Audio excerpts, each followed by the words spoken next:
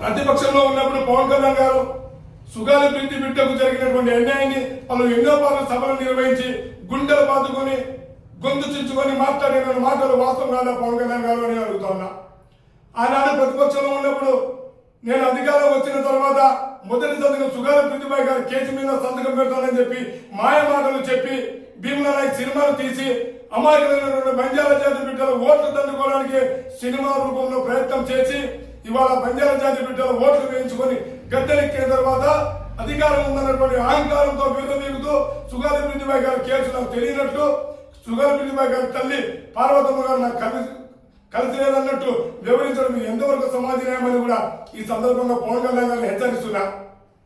ఇప్పటికైనా పవన్ కళ్యాణ్ గారు మీరు ప్రతిపక్షంలో ఉన్నప్పుడు ఇచ్చినటువంటి మాటను నిలబెట్టుకోలేకపోయినటువంటి గిరిజన ద్రోహి పవన్ కళ్యాణ్ అని కూడా ఈ సందర్భంగా నేను గుర్తు చేస్తా ఉన్నా. నేను అడుగుతా ఉన్నా ఇవాళ పవన్ కళ్యాణ్ గారిని సుగాలి ప్రీతిబాయి గారి తల్లి పార్వతమ్మ గారు తలపెడుతున్నటువంటి ఈ యొక్క వీల్ చైర్ యాత్రకు అడుగడుగున ఎందుకు అడ్డంకులు కలిగిస్తున్నావు? ఎందుకు సుగాలి ప్రీతిబాయి గారి తల్లి తలపెట్టినటువంటి వీల్ చైర్ యాత్రకు ఇంతలా వణికిపోతున్నా పవన్ కళ్యాణ్ అని కూడా సూటిగా ప్రశ్నిస్తున్నా. ప్రతిపక్షంలో ఉన్నప్పుడు చెప్పినటువంటి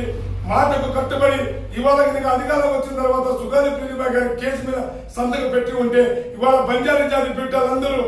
నెత్తిని పెట్టుకొని చూసుకునేటోళ్ళు పవన్ కళ్యాణ్ గారిని.